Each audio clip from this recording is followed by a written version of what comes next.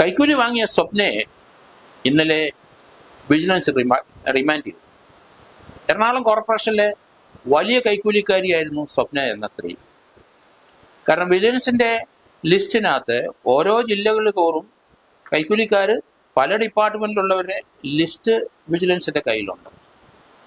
അതുകൊണ്ട് അവർക്ക് ചില സന്ദർഭത്തിൽ വാണിംഗ് ഒക്കെ കൊടുക്കും അതിൽ നിന്ന് പിന്മാറാനായിട്ട്. കാരണം ഒരു കൈക്കൂലി കേസിൽ പിടിച്ചു കഴിഞ്ഞാൽ ആ കുടുംബ നാമാവശേഷമാകും എന്നുള്ളതാണ്. കാരണം അതിൻ്റെ പ്രൊസീജിയറും റിമാൻഡും ജാമ്യവും പിന്നെ കോടതി കയറി ഇറങ്ങി നടക്കലും അവസാനം കൈക്കൂലി കേസിനകത്ത് കൺവിഷൻ ഉണ്ടാവുകയും ചെയ്യും. ഇതൊക്കെ മനസ്സിലാക്കിയിട്ടുള്ള സമൂഹത്തിലെ ഈ സർക്കാർ ജീവനക്കാർ എന്തുകൊണ്ടാണ് ഇങ്ങനെ പണം വാങ്ങിക്കുന്നതെന്ന് മനസ്സിലാവുന്നില്ല.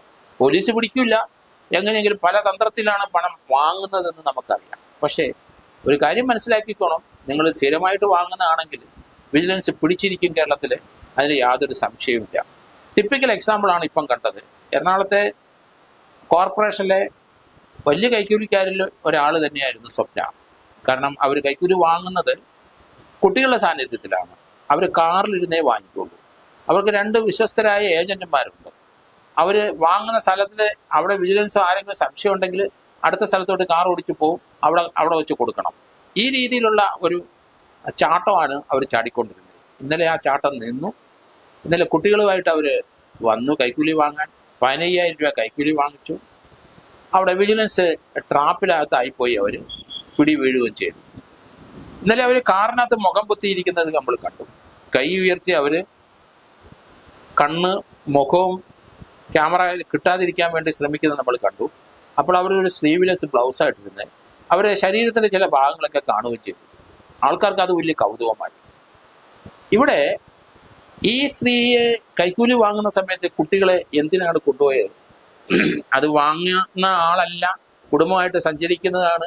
ആ സമയത്ത് ഒരാൾ എന്തെങ്കിലും കൈ കൊണ്ട് കൊടുത്താൽ അത് സുഹൃത്തായിരിക്കും, കൈക്കൂലിയുടെ ഭാഗം ആണെന്ന് ആർക്കും തോന്നത്തില്ല. അങ്ങനെ ഒരു പ്രതീതി സൃഷ്ടിക്കാൻ തന്നെയാണ് അവര് ഈ കൈക്കൂലി കുട്ടികളുടെ സാന്നിധ്യത്തിൽ കാറിൽ പോയി വാങ്ങിച്ചത്. ഇന്നലെ തന്നെ അവർ വാങ്ങുമ്പോൾ 2 സ്ഥലം മാറ്റി മാറ്റി പറഞ്ഞു എന്നാണ് വരുന്നത്. ഏതായാലും ഒരു ക്ലാസിക് ട്രാപ്പായി പോയി വിജിലൻസിൻ്റെ അത്. കാരണം ആ ട്രാപ്പില് അവർ ഒരിക്കലും പ്രതീക്ഷിച്ചില്ല ഇങ്ങനെ ഒരു ട്രാപ്പ് ഉണ്ടാവുന്നു, കാറിനകത്ത് വെച്ചുണ്ടാവുന്നു. ആ കാറിൻ്റെ ബോണറ്റിലാണ് വിജിലൻസുകാർ അവരുടെ ഫിനോപ്തിലിൻ കെമിക്കൽ എല്ലാം വെച്ച് ഇവരുടെ കൈ മുക്കി. ഇവരുടെ കയ്യിൽ ഇവരെ പണം വാങ്ങിച്ചിട്ട് ആ സമയത്ത് പിടി വീണു. ആ രൂപ 500-ൻ്റെ നോട്ടാണ്. അത് ഫിനോപ്തിലിൻ സൊല്യൂഷനകത്ത് ആ നോട്ട് മുക്കിയപ്പോൾ അത് പിങ്ക് കളറിലേക്ക് മാറുന്നതൊക്കെ നമ്മൾ കണ്ടു. കൃത്യമായി അവർ വാങ്ങിച്ചു. അവരുടെ കാറിനകത്തും ഫിനോപ്തിലിൻ്റെ ടെസ്റ്റ് നടത്തി. അവരുടെ തലയിൽ അവർ കൈകൊണ്ട് തല തിരുമ്മിയപ്പോഴും അങ്ങോട്ടും കുറച്ച് ഫിനോപ്തിലിൻ സൊല്യൂഷൻ പോയി. എന്തായാലും ദേഹം മുഴുവൻ അവരുടെ കയ്യിൽ. അവരിന് പ്രതീക്ഷിച്ചില്ല ഇതുപോലത്തെ ഒരു ട്രാപ്പ്. എന്തായാലും ഇവരുടെ ഈ രീതിയിലുള്ള ഈ കൈക്കൂലി വാങ്ങലിൻ്റെ ഒരു പര്യവസാനം ഇന്നലെ നടന്നിരിക്കുന്നു. കാരണം നമ്മളെപ്പോലുള്ളവർ പല പ്രാവശ്യം ഇത് പറഞ്ഞിട്ടുണ്ട്, കൈക്കൂലി വാങ്ങരുത്. നിങ്ങളുടെ ഉള്ള വരുമാനത്തിനകത്ത് നിന്ന് ജീവിക്കാൻ നിങ്ങൾ പഠിക്കണം. മറ്റുള്ളവർ വളരെയധികം പണം ഉണ്ടാക്കി ജീവിക്കുന്നതും ആഹ്ലാദിക്കുന്നതും വലിയ കാറ് വാങ്ങിക്കുന്നതൊക്കെ നമ്മൾ കാണുന്നുണ്ട്. അതനുസരിച്ച് നമുക്ക് പോകാൻ കഴിയില്ല. സർക്കാർ തരുന്ന ആ പണത്തിനകത്ത് ഒതുങ്ങി നിന്ന് ജീവിക്കാൻ അങ്ങനെ കഴിയണം. ഇവരുടെ ഭർത്താവ് ഇന്നലെ ഈ ട്രാപ്പിലായി കഴിഞ്ഞപ്പോൾ കുട്ടികൾ ആകെ പേടിച്ച് വരണ്ടുപോയി. ആ കുട്ടികളെ തൃശ്ശൂരിൽ നിന്ന് ഭർത്താവിനെ വരുത്തി ഏൽപ്പിച്ചതും നമ്മൾ കണ്ടു. കുട്ടികളുടെയൊക്കെ സാന്നിധ്യത്തിൽ ഈ സൈസുള്ള ക്രൈം ചെയ്യരുത്. കാരണം അതുങ്ങൾ ഒരിക്കലും പ്രതീക്ഷിച്ചില്ല അമ്മയെ പോലീസ് അറസ്റ്റ് ചെയ്യുന്നു, പോലീസ് കൊണ്ടുപോകുന്ന കണ്ടു. അവിടുന്ന് പോലീസിന് വിടാൻ കഴിയില്ല. അവരെ ഇന്നലെ റിമാൻഡ് ചെയ്തു. ജയിലിൽ പോയി കുട്ടികൾ കാണണം. ഈ കുറ്റവാസന കുട്ടികളിലേക്ക് കുത്തിവെക്കുകയല്ലേ. ഇത് പിടിച്ചില്ലായിരുന്നെങ്കിൽ തീർച്ചയായിട്ടും ഇങ്ങനെയാണ് പണം ഉണ്ടാക്കുന്നതെന്നാ കുട്ടികൾ കരുതിയാണ്. 50 ലക്ഷം രൂപയാണ് ഇവര് 5 നിലയുള്ള ആ ഫ്ലാറ്റിന് അതിന്റെ നമ്പർ കൊടുക്കാൻ, അല്ലെങ്കിൽ ഹൗസ് നമ്പർ കൊടുക്കുന്നതിന്, അല്ലെങ്കിൽ ഫ്ലോർ നമ്പർ കൊടുക്കുന്നതിന് ചോദിച്ചത്. എന്ന് പറഞ്ഞാൽ ഓരോ ഫ്ലോറിനും 25,000 രൂപ വെച്ച് വേണം. അങ്ങനെ 1.25 ലക്ഷം രൂപ കിട്ടിയെങ്കിലേ അവർക്കത് ലഭിക്കുകയുള്ളൂ. ഏതായാലും തുടക്കത്തിലെ ചോദ്യം 50 ലക്ഷം രൂപ ചോദിച്ചു കളഞ്ഞു എന്നാണ് മനസ്സിലാക്കുന്നത്.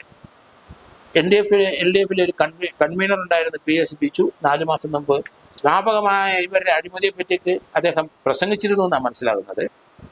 ലൈസൻസ് ഇതിനു വേണ്ടി അപേക്ഷിച്ചു കഴിഞ്ഞാൽ കെട്ടിടത്തിന്റെ സ്ട്രെങ്തോ കെട്ടിടത്തിന് അത്ര വലിയ അടിത്തറയൊന്നും വേണ്ട. ഇവർ കാശ് കൊടുത്താൽ ഏത് രീതിയിലുള്ള സർട്ടിഫിക്കറ്റ് ഇവർ തരും.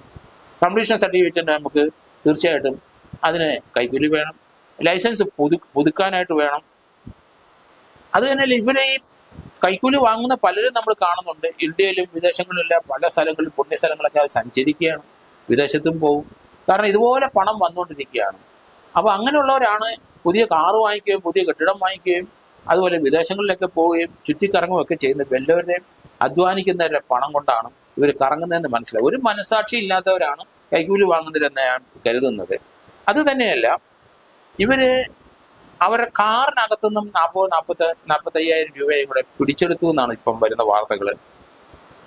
ആട്ടക്കിലെ ഒരു ഫ്ലാറ്റിലെ എവിടെയോ ആണ് ഇവര് താമസിക്കുന്നത്, വാടകയ്ക്ക് താമസിക്കുന്നത്. ഫ്ലാറ്റിൽ തന്നെ ആരോ ആണ് എന്നും വരുന്നുണ്ട്. അതിനൊന്നും വലിയ പണം കൊടുക്കേണ്ട ആവശ്യമില്ല വാടക. കാരണം കോർപ്പറേഷനിൽ തന്നെ ഉദ്യോഗസ്ഥയായ ഒരു സ്ത്രീയുടെ എങ്ങനെയാണ് ഫ്ലാറ്റുകാർ വാടക വാങ്ങുന്നത്? അതുകൊണ്ട് അതെല്ലാം ഫ്രീ ആയിട്ടാണ്, എല്ലാ കാര്യങ്ങളും ഫ്രീ ആയിട്ടാണ്. അവർ ധരിക്കുന്ന ഡ്രസ്സ് തന്നെ വളരെ വിലപിടിപ്പുള്ളതാണ്. കാരണം ആ രീതിയിലുള്ള ഡ്രസ്സ് വാങ്ങിക്കാൻ സാധാരണഗതിയിൽ ശമ്പളം വാങ്ങുന്ന ഒരാൾക്ക് കഴിയില്ല. അതുകൊണ്ട് ജീവിത രീതി തന്നെ മാറിപ്പോയി കൈക്കൂലിയുടെ പുറത്ത്. ഏതായാലും അത് ഇപ്പോഴത്തെ ട്രാപ്പ് എന്ന് പറയുന്നത് അത് ജീവിതം, അത് കംപ്ലീറ്റ് ജീവിതത്തിൽ നിന്ന് അവർ പിന്മാറിപ്പോകേണ്ടി വന്നിരിക്കുന്നു. കാരണം വളരെയധികം മാനസിക സംഘർഷങ്ങളും മാനസിക വിഷമങ്ങളും അവർക്ക് ഉണ്ടായിട്ടുണ്ടാവും. കാരണം ഇപ്പോൾ റിമാൻഡിലാണ്. അവർ ഇത്ര നന്നായിട്ട് ജീവിക്കുകയും ഈ പണം കൊണ്ടെല്ലാം ദൂർത്തടിച്ച് അവർ ലക്ഷറി ലൈഫ് ഇത്ര നാൾ നയിച്ചതിന് തീർച്ചയായിട്ടും ഒരു വിരാമം വന്നു കഴിഞ്ഞു. കാരണം അത് അവരെ ജയിലിലേക്ക് പോയി റിമാൻഡിൽ കിടക്കുമ്പോൾ അത് മനസ്സിലാവുള്ളൂ. ഈ രീതിയിലുള്ള അത് അനുഭവിക്കുമ്പോൾ മാത്രമേ ഇവർക്കൊക്കെ അത് മനസ്സിലാവുള്ളൂ. അല്ലാതെ കണ്ട് മറ്റുള്ളവരെ പിടിക്കുന്ന കാണുകയും മറ്റുള്ളവരെ അനുഭവിക്കുന്ന വേദന കാണാനൊക്കെ ഉള്ള ഒരു മനസ്സ് ഇവർക്കില്ല. അമ്മയെ പോലീസ് കൊണ്ടുവന്ന് കുട്ടികൾ കണ്ടല്ലോ, അത് വളരെ കുട്ടികൾക്ക് ഭയങ്കര ഭീതി ഉണ്ടാക്കി, അവരുടെ മാനസികമായ സംഘർഷം ഉണ്ടായി. അതിൽ നിന്ന് അവരെ കൗൺസിലിംഗ് കൊടുത്ത് അവരെ ഒരു മോചനം ഉണ്ടാക്കണം. കുട്ടികളെ ദുരുപയോഗം ചെയ്യുന്നതാണ് ഈ രീതിയിലുള്ള കൈക്കൂലി വാങ്ങുന്ന അമ്മമാരെന്നുള്ള വളരെ ക്ലിയർ ആണ്. ബിൽഡിംഗ് പെർമിറ്റിന് പലരും കൈക്കൂലി കൊടുക്കും, ചിലർ കിട്ടുന്ന വാങ്ങിക്കും, ചിലർ ഡിമാൻഡ് ചെയ്യും. പിന്നെ ഓക്യുപ്പൻസി സർട്ടിഫിക്കറ്റിനും അവരുടെ സർട്ടിഫിക്കറ്റ് വേണം, അതിനും കൈക്കൂലി വേണ്ടി വരും. അതിന് നമ്പർ ഇടുന്നതിനും കൈക്കൂലി വേണ്ടി വരും. എല്ലാ കാര്യത്തിനും എല്ലാ രംഗത്തും ഓരോ പ്രാവശ്യം ഓരോ സർട്ടിഫിക്കറ്റ് വെച്ച് ഇങ്ങനെ പണം കൊയ്യുന്ന മേഖലകളാക്കി മാറ്റിയിരിക്കുകയാണ്. എന്തിനാണ് കംപ്ലീറ്റ് ചേർന്ന് ഒരൊറ്റ ഇൻസ്പെക്ഷൻ വെച്ചിട്ട് അന്നേരം തന്നെ ആവശ്യമായ എല്ലാ സർട്ടിഫിക്കറ്റും കൊടുക്കുന്ന ഒരു സംവിധാനം കേരളത്തിൽ ഉണ്ടായാലേ ഒരിക്കലും ഈ കൈക്കൂലിയുടെ ആവശ്യം, ഓരോരോ സ്റ്റേജിലും കൈക്കൂലി കിട്ടത്തക്ക രീതിയിലാണ് അത് അവിടുത്തെ ഉദ്യോഗസ്ഥന്മാർ പടച്ചു വച്ചിരിക്കുന്നത്. അത് വേണ്ട. ഒരു ബിൽഡിംഗ് കംപ്ലീറ്റ് ചെയ്ത് കഴിഞ്ഞാൽ അത് കൃത്യമായിട്ട് നിങ്ങൾ ചെയ്തില്ലെങ്കിൽ സർട്ടിഫിക്കറ്റ് കൊടുക്കരുത്, വേണ്ട. അപ്പം ബിൽഡിംഗ് കൺസ്ട്രക്ഷൻകാർക്ക് അത് മനസ്സിലാവും, തങ്ങൾ ചെയ്യുന്ന പ്രവൃത്തി ഈ ഉടായ്പ വേല കാണിച്ചാൽ അത് വിലപ്പോവില്ല, അതിന് സാങ്ഷൻ കിട്ടൂല എന്ന് മനസ്സിലാവണം. അങ്ങനെയാണെങ്കിൽ കുറച്ചുകൂടെ ഇമ്പ്രൂവ്മെന്റ് ഉണ്ടാവും ഇക്കാര്യത്തിൽ. ഓരോരോ സ്റ്റേജിലേക്കും സർട്ടിഫിക്കറ്റിന് ആവശ്യമില്ല. വില്ലേജ് ഓഫീസിലും അതുപോലെ ഇതുപോലെ കോർപ്പറേഷനിലൊക്കെ ബിൽഡിംഗ് ടാക്സിന്റെ ആ സന്ദർഭത്തിലൊക്കെ കൈക്കൂലി കിട്ടാനുള്ള മാർഗങ്ങൾ മേലുദ്യോഗസ്ഥന്മാർ ഉണ്ടാക്കി വെച്ചിരിക്കുകയാണ്. അതിനൊന്നും ആവശ്യമില്ല. ഒരു ബിൽഡിങ്ങിന് അവർ വന്ന ഒരു സ്ഥലം ലൊക്കേറ്റ് ചെയ്ത് അതിൻ്റെ ഇടതും വലതും അല്ലെങ്കിൽ വശങ്ങളിൽ മറ്റവരുടെ ലാൻഡിലോട്ട് പ്രൊജക്റ്റ് ചെയ്ത് നിൽക്കുന്നില്ല എങ്കിൽ തീർച്ചയായിട്ടും അത് മതി. അതനുസരിച്ചുള്ള പ്ലാൻ അനുസരിച്ച് അടിത്തറ ഇടുന്ന സന്ദർഭത്തിൽ അവിടുത്തെ കോർപ്പറേഷൻ്റെ ആരെങ്കിലും എഞ്ചിനീയർ നോക്കുക, പിന്നെ ഒന്നും വേണ്ട. പിന്നെ അവർക്ക് സർട്ടിഫിക്കറ്റ് കൊടുത്തേക്കുക. ഈ ഇടനിലക്കാരൊന്നും ഇങ്ങനെ കാശുണ്ടാക്കാൻ ഒരു വേദി ഗവൺമെൻറ് അത് വീണ്ടും ചെക്ക് ചെയ്യണം, ഗവൺമെൻറ് അത് പരിഗണിക്കണം. ഇങ്ങനെയുള്ളിടത്തൊക്കെ റവന്യൂ ആയിക്കായാലും ശരി, ബിൽഡിങ്ങിൻ്റെ അവിടെ ആയാലും ശരി, ആ ഏരിയയിലെല്ലാം കൈക്കൂലി കിട്ടാനുള്ള ഓരോരോ സ്റ്റേജുകൾ ഒപ്പിച്ചു വെച്ചു. അതൊക്കെ നമ്മൾ മറിച്ച് കൊണ്ടുവരേണ്ട കാലഘട്ടങ്ങൾ കഴിഞ്ഞിരിക്കുന്നു.